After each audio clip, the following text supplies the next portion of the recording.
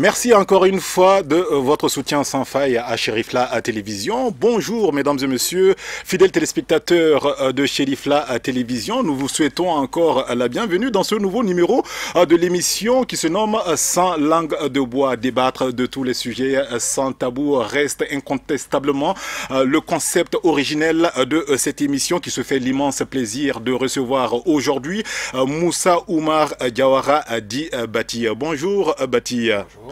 Alors aujourd'hui, je ne serai pas seul, je suis avec un collègue de la presse écrite, Monsieur Idrissa Sako. Il est journaliste, rédacteur en chef au niveau des Échos. Bonjour Monsieur Sako. Bonjour, merci aux téléspectateurs de Cherifla. Merci bien. Alors nous souhaitons ensemble la bienvenue à notre invité du jour qui s'appelle Moussa Oumar Diawara Dibati. Bati, comment allez-vous?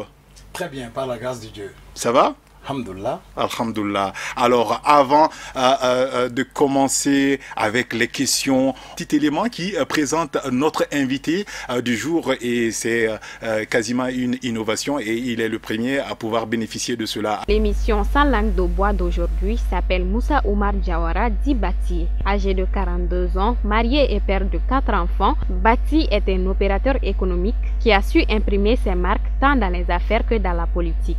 Moussa Oumar Diawara Bati fut conseiller municipal de la commune 1 du district de Bamako entre 2004 et 2009 et conseiller du district de Bamako. Député du Congrès national d'initiative démocratique SNID Faso Yiriwaton à l'Assemblée nationale de 2007 à 2013. Il occupa également la présidence de la commission emploi-jeunesse de l'Assemblée nationale. Ancien vice-président du SNID Faso Yiriwaton jusqu'en janvier 2018 où il démissionna de son parti pour créer son mouvement politique Mali Émergence. Voilà donc une brève biographie de l'homme en question. Monsieur Bati, est-ce qu'il y a quelque chose qui manque dans cette présentation? Non, je vois que vous avez fait de bonnes recherches et bravo. Merci. Quels ont été les grands chantiers que vous avez conduits avec brio lorsque vous étiez conseiller municipal en commune 1 du district de Bamako? Écoutez, nous avons répondu avec brio à la sollicitation de nos électeurs en son temps et nous sommes arrivés au niveau du conseil de la mairie de la commune 1 et nous avons travaillé dans des secteurs prioritaires comme l'assainissement, comme l'éducation et le sport. Et donc c'est à travers ce combat que nous nous sommes retrouvés au niveau du conseil du district et à l'Assemblée nationale. Monsieur Sako. Alors, Monsieur Diawara, les habitants de la commune gardent-vous le souvenir d'un homme soucieux de l'épanouissement de son environnement.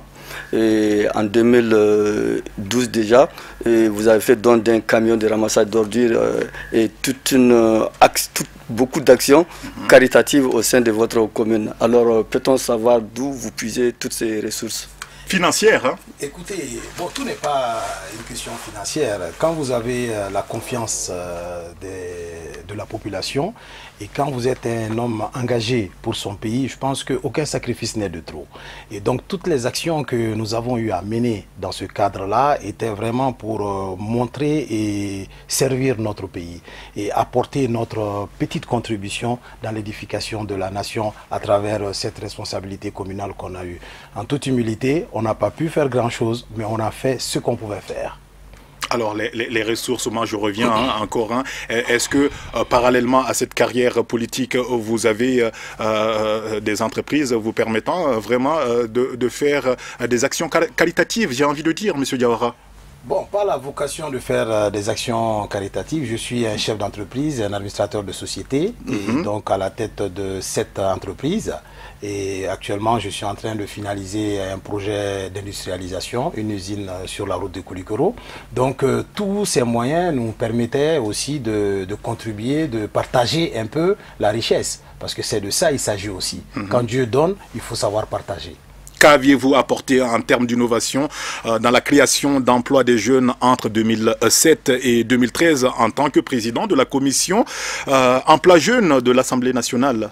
Bati. D'abord, ce qu'il faut noter, c'est que la vocation et le rôle d'un député, c'est de voter des lois. Oui. Et a priori, ce n'est pas de créer des emplois. Oui. Mais c'est de favoriser et de pousser les décideurs au niveau de l'exécutif à créer des conditions pour que les jeunes puissent bénéficier de ces emplois-là. Et donc, on a voté beaucoup de projets de loi. J'ai même moi-même initié un projet de loi concernant l'indemnisation instaurer une indemnité chômage au Mali pour les jeunes diplômés sans emploi en son temps.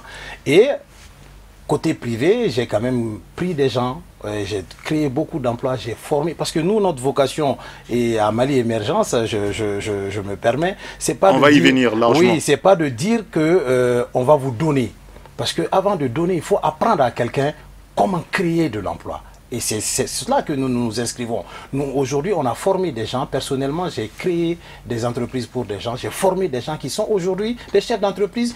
Eux, à leur tour aussi, ils ont créé des emplois. Donc, c'est toute chose qui est vraiment satisfaisante et c'est ça notre credo. Monsieur Sako. Moi, j'ai envie de vous ramener sur un terrain beaucoup plus politique. Je vais savoir quelles sont les réelles motivations de votre démission du parti Sinil Faso Iriwaton après 17 ans de militantisme. Démission survenue en janvier dernier tout près. Alors, écoutez, vous me donnez l'opportunité de saluer les braves militantes et militants de Sinil Faso Iriwaton. Un grand parti et un parti qui a contribué à l'avènement de la démocratie dans notre pays. Donc je les salue fortement. Cette démission, ce n'est pas une rupture totale. Parce que cette démission, je suis parti sans tambour ni trompette et je m'entends bien avec les militants du SNIT et les dirigeants. Mais notre pays traverse un moment critique, un moment très difficile. Et il est important que les gens élargissent la base politique. Et cet élargissement, au-delà de l'État central, est ancré dans nos partis politiques. Donc cette volonté d'aller vers d'autres horizons, d'établir, de consolider une nouvelle base politique avec une nouvelle mentalité, c'est ce qui a motivé la démission. Mais ce n'est pas une transhumance comme on remarque, ou une transhumance pour un poste ou autre chose. C'est loin d'être ça.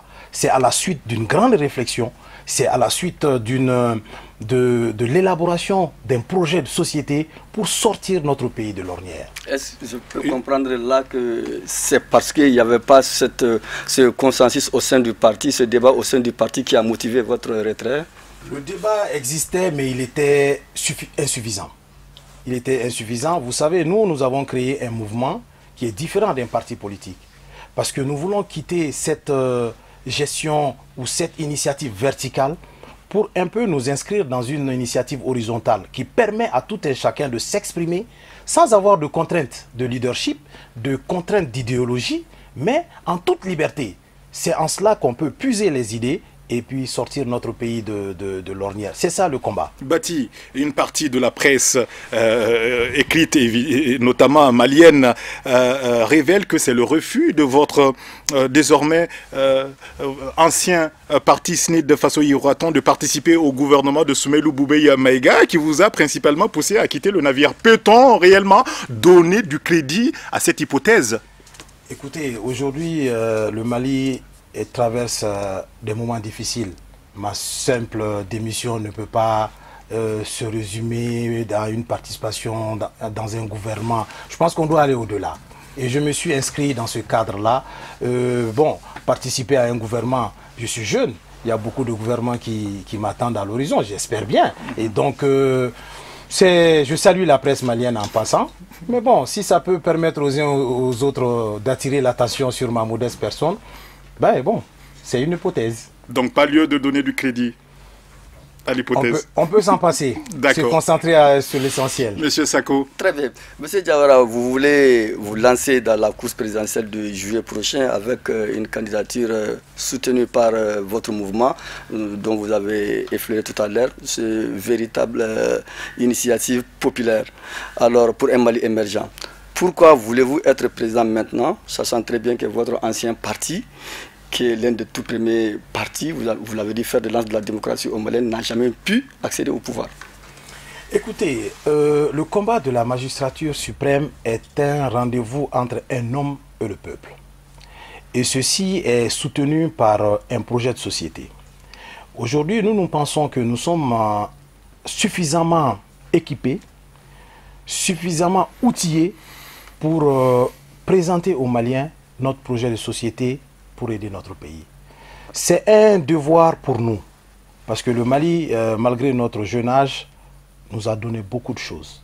Il est important, je ne parle pas du Mali d'il y a 25 ans, mais le Mali dans 30 ans. Qu'adviendra-t-il? Et c'est ce combat-là qui nous pousse aujourd'hui à briguer avec toute humilité la magistrature suprême. Mais dans ce combat, je rappelle en passant qu'on n'est pas seul. Depuis qu'on a lancé notre initiative, nous sommes en train de préparer une plateforme qui est en gestation, qui va définir un candidat. Ça peut être nous, comme ça peut être quelqu'un d'autre. En ce moment, les choses vont se passer. Alors, si vous étiez candidat, vous venez de parler de la plateforme, on va en parler au cours de cette émission. Mais moi, je trouve que ce serait intéressant de savoir si vous serez candidat en même temps que votre ancien président, Moutara Tall. Cela ne vous posera pas de problème d'être candidat en même temps que lui? Mais écoutez, nous sommes dans une compétition. Nous serions éventuellement dans une compétition et en présentant un projet de société aux Maliens. Donc il n'y a pas d'ancien président, il n'y a pas d'ego. Les hommes pour moi, les hommes sont minimes dans ce combat de servir le peuple malien. Donc absolument. Je ne vois pas être sur la même ligne que son ancien président. Présentons des projets de société, faisons des programmes, montrons aux Maliens qu'un autre Mali est possible. Donnons de l'espoir, parce qu'aujourd'hui, l'espoir manque. Et donc c'est en cela que nous nous inscrivons. Nous ne sommes pas dans des analyses d'hommes. Ça importe peu. Alors, vous venez de le dire, hein, vous faites partie d'une plateforme de 11, il y a certains qui disent même de 15 candidats qui aspirent tous à une véritable rupture dans la gestion du pouvoir. Pourquoi aspirez-vous justement à ce changement de régime ? Non, ce n'est pas forcément un changement de régime ou de s'inscrire dans une alternance en disant on va enlever IBK, on va mettre Z. Non, ce n'est pas notre logique. C'est bien de le préciser. Nous nous sommes inscrits dans une logique. Pour nous, l'alternance, c'est une évaluation d'un système. Nous avons constaté que ça fait à peu près 30 ans que nous sommes gérés par les mêmes hommes, par le même système. Et nous nous sommes dit, il faut qu'on s'arrête un moment pour évaluer ce système. Et en évaluant ce système-là, il faut qu'on arrive vers un renouvellement de la classe politique. C'est ça notre objectif. Parce que pour nous, on a discuté avec beaucoup d'hommes politiques qui ont une autre notion d'alternance. Nous, on dit non, il faut un renouvellement. Mais ça part d'un endroit. C'est pour cela qu'on a dit, c'est pas pour rien si on a choisi Mali Émergence. Parce que, entre parenthèses, l'émergence, c'est quitter un point A, aller vers un autre point. Nous voulons tirer le Mali. Nous ne sommes pas dans des querelles de personnes, nous ne sommes pas dans des querelles... Tout le monde a contribué aujourd'hui à ce que l'État s'affaisse. Maintenant, il faut que les hommes fassent leur autocritique et qu'on impulse une certaine humilité pour qu'on puisse amener un nouveau système, un nouveau logiciel pour faire émerger la patrie. Et vous venez de dire que tout le monde a contribué à ce que l'État s'affaisse. Alors, vous voulez dire par là qu'on doit peut-être s'attendre à une nouvelle génération après les élections de juillet 2018? Mais on est obligé. Si on veut que le Mali avance, si on veut bien qu'on donne de l'espoir aux uns et aux autres, il faut bien un renouvellement. Vous savez, carrément. Même si dans votre champ, à un moment donné, vous êtes en train de labourer le champ, à un moment donné, il y a la fatigue, il y a le poids de l'âge, il y a l'usage qui vous rattrape. Vous êtes obligé de vous arrêter et de passer la main. Mais qu'on le veuille ou pas, dans les 5-10 ans à venir, ce renouvellement va s'imposer au Mali. Donc il y aura forcément ce renouvellement. Anticipons-le. Anticipons-le et c'est ça notre combat. Beaucoup de gens disent que les jeunes ne sont pas assez expérimentés pour venir au pouvoir. Est-ce qu'on doit donner du crédit également à ce genre d'hypothèse? Écoutez, vous venez de faire une présentation. Quand les jeunes ne sont pas compétents, vous pensez qu'ils peuvent être députés? Non. Vous pensez qu'ils peuvent être Premier ministre? Vous pensez qu'ils peuvent être ministres? Eh bien, écoutez, il faut bien quand même essayer. Absolument. Parce que c'est ce discours-là qu'il faille évoluer. Les jeunes, mais écoutez... Quand on regarde nos voisins, quand on regarde la France, les Faure Gnassingbé, les Emmanuel Macron, c'est des jeunes. Et chez nous, nos anciens présidents, ils étaient jeunes quand ils venaient au pouvoir. Moussa Traoré, Alpha Oumar Konaré, Amadou Toumani Touré, et même le président Ibeka, quand il a commencé, il n'a pas commencé à 73 ans. Bien sûr, il faut qu'on nous fasse confiance et qu'on fasse confiance à la jeunesse. C'est de là part de l'espoir. C'est en tout cela le sens de notre combat en Mali Émergence. Sako, est-ce qu'avant de clore ce chapitre, est-ce que vous avez une question? Ce chapitre, je le dis bien. Sur ce chapitre, non, mais je voulais l'amener sur un autre volet on y va. Par rapport à la sécurité. Parce que pour un Mali émergent suppose qu'on est dans un état sécurisé, dans un état stable. Alors, je vais savoir, est-ce que par rapport au problème du Nord, êtes-vous de ceux-là qui pensent aujourd'hui que la France est en train de mettre en exécution son vieux projet qui repose vraisemblablement sur la partition de la République du Mali? Je dis bien, c'est des hypothèses. Êtes-vous de cet avis? D'abord, vous me ferez l'occasion de saluer nos porteurs d'uniforme et de m'incliner encore une fois devant les victimes, la mémoire des victimes. Nous ne sommes pas obnubilés par l'idéologie. Nous pensons aujourd'hui que nous sommes dans un problème sérieux et qu'il faille donner à ce problème-là des réponses sérieuses. Le tout sécuritaire n'est pas notre option. On a signé un accord, quelles que soient les faiblesses de cet accord, nous devons continuer dans l'accord, mais apportons nous-mêmes des solutions de développement. Si aujourd'hui on construit une nouvelle ville au nord, que ce soit à Kidal, Gao, une nouvelle ville, ça va créer de l'emploi, ça va rendre agréable la cité. Et bien, cette théorie de dire que le no man's land, c'est le nord, ça va finir. Et en ce moment, on va sortir de cette guerre qu'on ne peut pas assumer. Aujourd'hui, nous sommes dans une guerre, on n'est pas équipé pour, on n'est pas formé pour, malgré l'effort des partenaires, mais il faut bien en sortir. Mais pour en sortir, il ne faut pas rester dans des accords de défense, il ne faut pas rester dans le tout sécuritaire. Donc, nous devons mettre l'accent sur le développement. Et ces moyens-là, nous avons les moyens d'aller vers un développement. Nous pouvons créer en Égypte, le président Al-Sisi vient de créer une nouvelle ville à 40 milliards. Pourquoi on ne va pas voir, on dit que le Nord est riche. Voyons les partenaires, mettons-nous ensemble, disons, construisez-nous une ville. Ce sont vos entreprises qui vont venir. Montrons-leur leur intérêt. Au moins, ça va arrêter cette guerre. Nos enfants sont en train de perdre la vie. À quoi ça sert? Et vous dites que le nord du Mali, excusez-moi Sako, le nord du Mali est assez riche. Est-ce la raison principale pour laquelle la France veut maintenir ses troupes là? Non, mon rôle n'est pas de juger l'action des uns et des autres. La France est un grand partenaire du Mali et nous saluons ce partenariat. Nous allons continuer avec la France. Mais il ne faut pas aussi mettre tous les problèmes sur la tête de la France. Non. La France a assez de problèmes. Mais faisons des propositions concrètes. Et c'est pour cela nous voulons venir au pouvoir pour proposer des choses. Et que ce soit aux Maliens, mais aussi à la France. En leur disant, voilà comment ça se faisait. Mais aujourd'hui, voilà ce que nous nous proposons. Parce que quand on ne propose pas, on ne peut pas aider. C'est le vide total. La France s'engouffre dedans pour l'intérêt de la France. Mais c'est même normal aussi. Voilà, les Maliens aussi n'ont qu'à veiller sur leur intérêt. Absolument. Alors, voilà. Sako, qu'est-ce que vous vouliez dire? Autrement dit, je voudrais amener M. Diawara à se prononcer si, effectivement, aujourd'hui, le Mali qui se trouve dans ce grand problème, un problème presque irrésolvable, est-ce qu'avec ses partenaires, toutes les parties jouent franchement le jeu? A priori, les gens sont un peu frileux. Bon, à juste raison. Moi, je ne suis pas allé à la table d'une négociation pour juger quelqu'un, pour dire que la personne est de bonne foi ou pas. Mais je dis simplement que les acteurs maliens, les acteurs politiques maliens doivent faire des propositions concrètes. Ne doivent pas avoir ce complexe d'antan. Et c'est pour cela qu'il faut quand même considérer la nouvelle génération. Nous n'avons pas de complexe du blanc. Nous n'avons pas le complexe du néocolonialisme, du colonisateur. Nous avons été dans les mêmes écoles qu'eux. On peut s'asseoir pour discuter. Maintenant, on discutera. Malgré, quand on a des difficultés, tout le monde peut avoir des difficultés.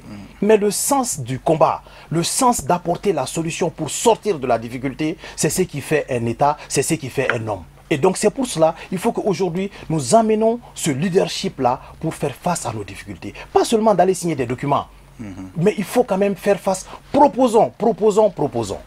Dans le même ordre d'idées, Monsieur Bati, la problématique de la mise en œuvre de l'accord de paix est une des questions récurrentes dans cette émission. Quels sont selon vous les points de blocage? D'abord, saluons quand même l'initiative, parce qu'il faut partir de quelque chose. De quelque chose, Il absolument. faut partir de quelque chose. Il y a eu un moment où, d'ailleurs ceux qui sont au pouvoir aujourd'hui, nous en son temps on était de l'autre côté, on avait initié l'accord. Mais il y a eu beaucoup de commentaires. On n'a pas pu signer quelque chose. Déjà on a signé quelque chose, c'est à saluer. Maintenant, la mise en place des MOC, les désarmements, l'intégration, c'est des aspects qu'on doit revoir, qu'on doit accélérer. Et encore une fois, moi j'insiste, l'accord, il est bon, mauvais, il est là. On a signé avec des gens, il faut aussi être sérieux. Quand on appose sa signature sur un document, faisons tout pour assumer ce document-là. Mais rien n'est figé.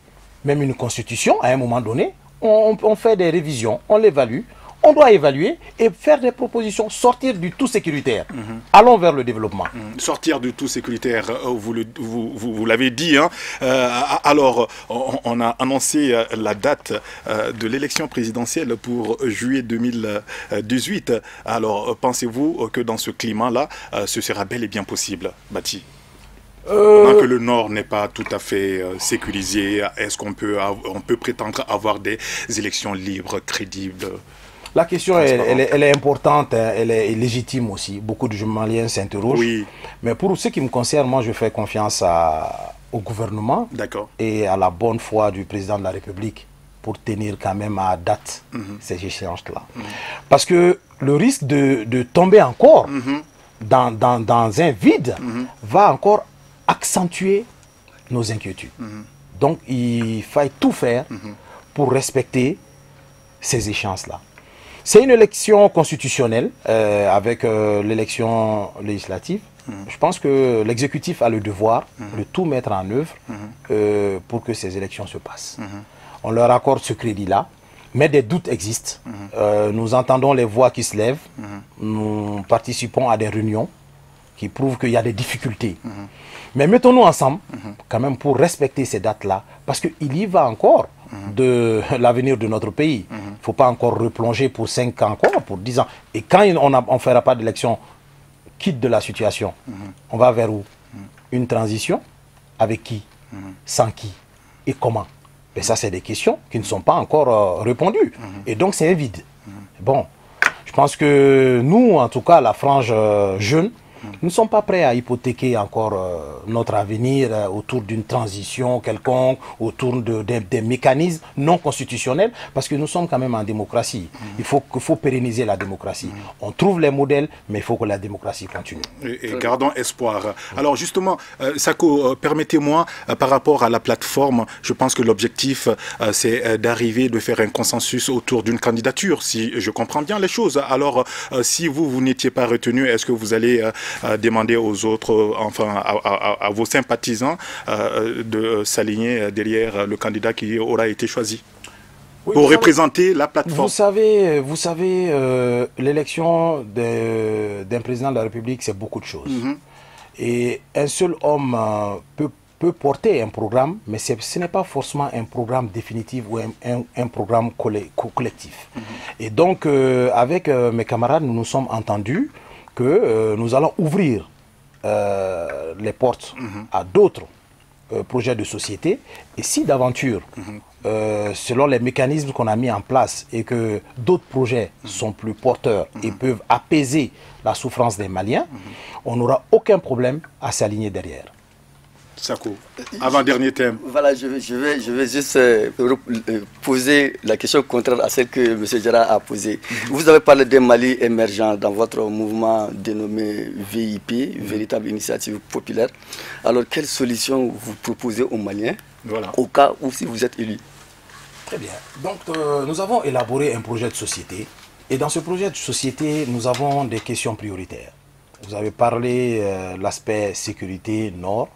Et je vous ai parlé du développement. Et il y a aussi l'emploi, il y a l'éducation, et il y a aussi l'économie. Il y a l'agriculture, il y a l'élevage.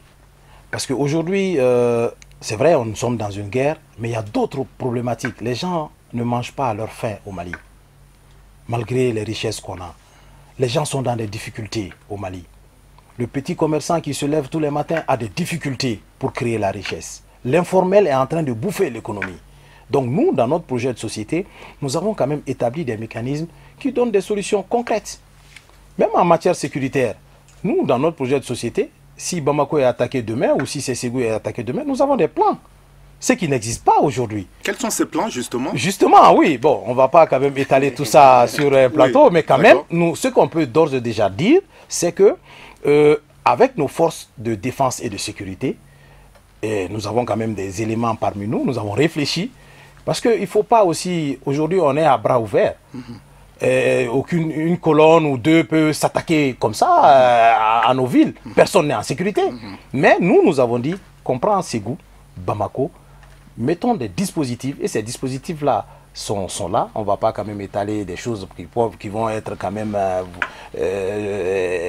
enfin, piochées de part et d'autre. Mais nous avons la solution, et je pense que si les Maliens nous font confiance, vous allez voir, ce ne serait plus le laisser-aller qu'on a connu. D'accord. Bati, malheureusement, on me signale que l'émission arrive quasiment à sa fin. Qu'auriez-vous comme dernier mot avant de boucler cette émission? Parce que bon, en une demi-heure, on ne peut pas malheureusement tout dire. Non, le dernier mot, c'est que nous devons redonner de l'espoir aux Maliens. Le Malien a perdu espoir. Le Malien est dans une ambiguïté face à la nation. Et donc, le combat qu'on doit mener aujourd'hui ensemble, en toute humilité, c'est ce qui est important aussi. Parce que nous sommes des musulmans, nous sommes des croyants en général. L'humilité compte beaucoup. Quand on est humble, on peut avancer. Nous devons quitter le moi. Ça ne résout rien. D'abord, quand on n'est pas en difficulté, seul on ne peut rien faire. A fortiori, nous sommes dans une situation difficile. Donc qu'on puisse mettre la nation au-dessus de nos ambitions personnelles, qu'on se retrouve, qu'on soit ensemble et qu'on puisse mettre l'homme qu'il faut à la place qu'il faut avec une bonne solution pour que le train puisse aller et qu'on donne l'espoir aux jeunes. Monsieur Sako, c'est pratiquement fini. Est-ce que vous avez quelque chose, une dernière?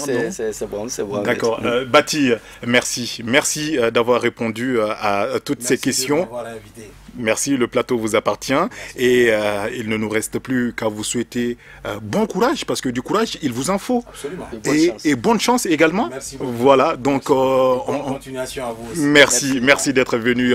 Chers téléspectateurs, ainsi s'achève cette émission qui recevait comme invité, vous venez de le voir, Moussa Oumar Diawara, dit Bati justement. Et on se donne rendez-vous prochainement pour un autre numéro. À très vite.